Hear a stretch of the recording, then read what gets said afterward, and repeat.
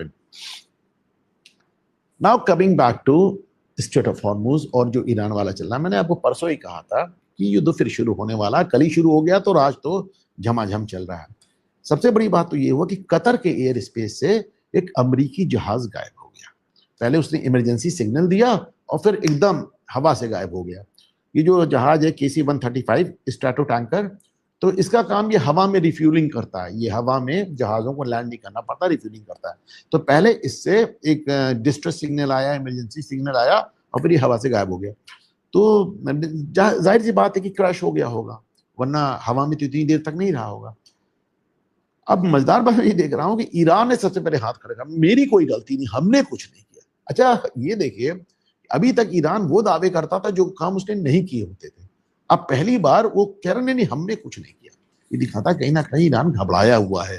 Iran को ये बात भी समझ में आ रही कि पागलपन अपनी जगह पर, ये भी पागलपन जो है भारी पड़ रहा है। क्योंकि अमेरिका एक, डोनाल्ड ट्रंप ने प्रोजेक्ट फ्रीडम शुरू कर दिया है कि हम स्ट्रेट ऑफ हॉर्मुज खाली करा लेंगे वगैरह वगैरह, सारे जहाज निकाले, उसको उनका नाम दिया है प्रोजेक्ट फ्रीडम। एक साउथ कोरिया के एक शिप पे ईरान ने हमला भी कर दिया, उसमें आग भी लग गई। लेकिन ईरान को देखिए सर, मतलब हमको कोई मारेगा हम यूएई को मारेंगे, उनको सारी खुन्नस यूएई से नजर। अच्छा यूएई से उन्होंने यूएई पे हमला ही नहीं किया, फुजैरा पोर्ट पे हमला किया और वहां पे काफी बड़ा हमला किया उन्होंने, ड्रोन स्ट्राइक की और काफी आग लगी। फुजैरा पोर्ट पे क्यों हमला किया? क्योंकि यूएई आपको मालूम है कि उन्होंने ओपेक छोड़ दिया है। उन्होंने कहा हम मन मर्जी तेल निकालेंगे और जम के बेचेंगे। इस पे अलग से एक एपिसोड बनाना चाह रहा हूँ, देखिए कोशिश करूंगा कल।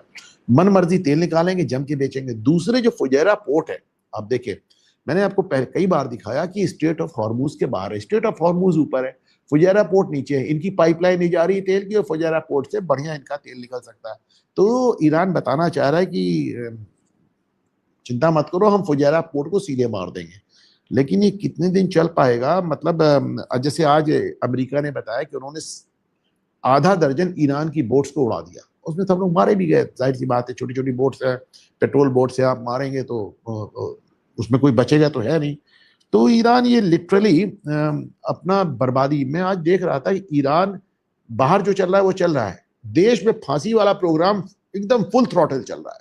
धड़ाधड़ लोगों को रोज फांसी दी, आज 3 लोग को दी, कल 5 लोग को दी। आपको मालूम है कि चाइना के बाद फांसी देने में ईरान नंबर 2 था। इधर पिछले कुछ दिनों में उसने चाइना को सरपास कर दिया।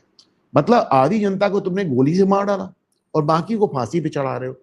18-18, 20-20 साल के लड़कों को फांसी किस बात को दे रहे हो? कि पत्थरबाजी की थी। अब आप सोचिए, अगर पत्थरबाजी पे फांसी होने लगे तो हमारे देश की तो पॉपुलेशन ही कम हो जाए, आप समझिए रहे।